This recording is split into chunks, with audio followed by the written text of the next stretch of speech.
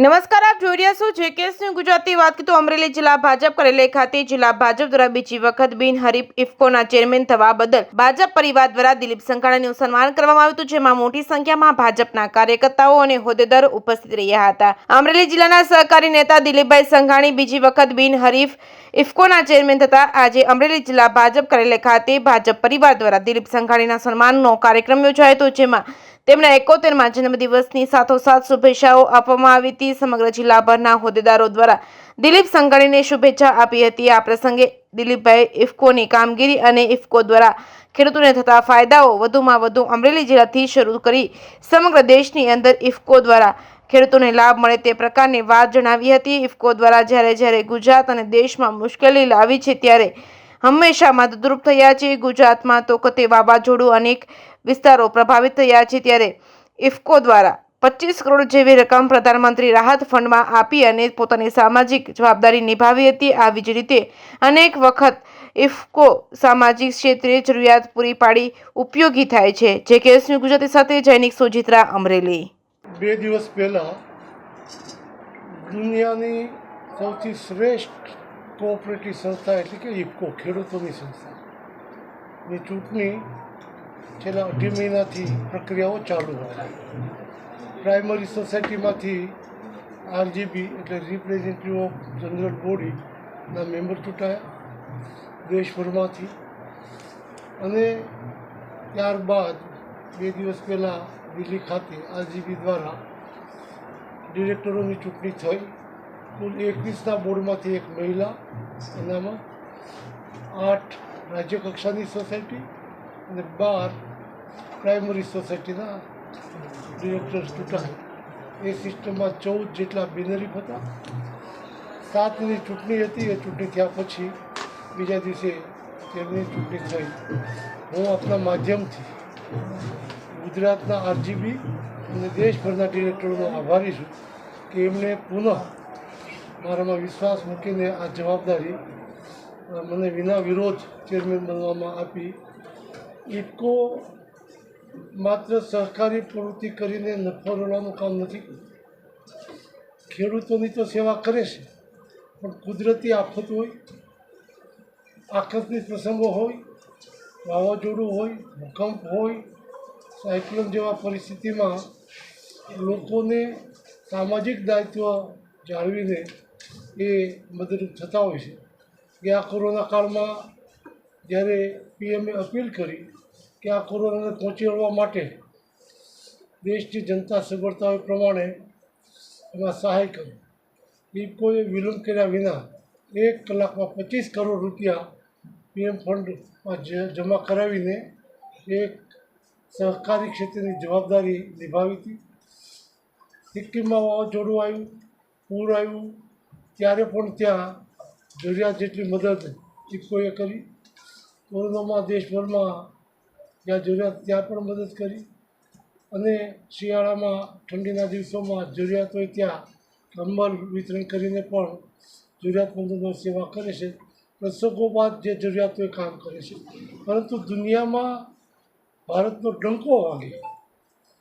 અત્યાર સુધી સંશોધનો દુનિયાના દેશોમાં થતા, વિકસિત દેશોમાં, અને પછી આપણા દેશમાં એના બદલે યુરિયા ક્ષેત્રે ક્રાંતિ કરીને નેનો યુરિયાનું સંશોધન ઇફકોએ કર્યું, અને આ સંશોધનના કારણે દુનિયાને કૃષિ ક્ષેત્રે નવી ક્રાંતિ લાવવા માટે ઇફકોએ દિશા આપી, ભારતનું ગૌરવ દુનિયામાં વધાર્યું। ડીએપીની સંશોધન કર્યું, અને આ ફર્ટિલાઇઝરને ડ્રોન દ્વારા ખેડૂતો ઉપયોગ કરી શકે, એટલે 2500 જેટલા ડ્રોન ખરીદીને દેશના વિવિધ ક્ષેત્રોમાં સહકારી મંડળી મારફત ખેડૂતોને સસ્તામાં આ દવા છંટકાવનો મોકો મળે એટલા માટે વિના મૂલ્યે સહકારી મંડળીઓને 2500 જેટલા ડ્રોન આપ્યા। સરકારે જ્યારે વિકાસ અંગેની યાત્રા કરી ત્યારે 300 જેટલા ડ્રોન આપ્યા। જ્યાં જરૂરિયાત હોય ત્યાં ઇફકો દેશના વિકાસમાં સતત સક્રિય છે। આવતા દિવસોમાં જ્યારે આ જવાબદારી મળી છે ત્યારે ખેડૂતો માટે ગ્રામ્ય જીવન ધબકતું રહે એના માટે ગ્રામ્ય જીવન કહેતા ગામડામાં રહેતા તમામ સમાજના ઉત્થાન માટે સરકારની વિવિધ યોજનાઓ જે છે આ યોજનાઓને કૃષિ અને ગ્રામ વિકાસ પરિષદના માધ્યમથી હું આ જિલ્લામાં, રાજ્યમાં અને દેશમાં એક નવી દિશાઓ સાથે સહકારિતા અને પંચાયતને જોડીને જ્યાં સુધી ગ્રામ પંચાયત અને સહકારી એક જોડાશે નહીં, એક સાથે એક વિચારથી એક જોડે કામગીરીમાં, ત્યાં સુધી વિકાસની ગતિમાં આગળ પાછળ થવાશે. એના બદલે council four agriculture and rural development નામની સંસ્થાના માધ્યમથી સરકારની માન્ય મોદી સાહેબની યોજના હોય, અમિતભાઈની હોય કે ભૂપેન્દ્રભાઈની યોજના હોય, બધી જ યોજનાઓનું સંકલન કરીને ગ્રામ્ય જીવનને ધબકતું રાખવા માટેની પ્રવૃત્તિ હાથ ધરીશ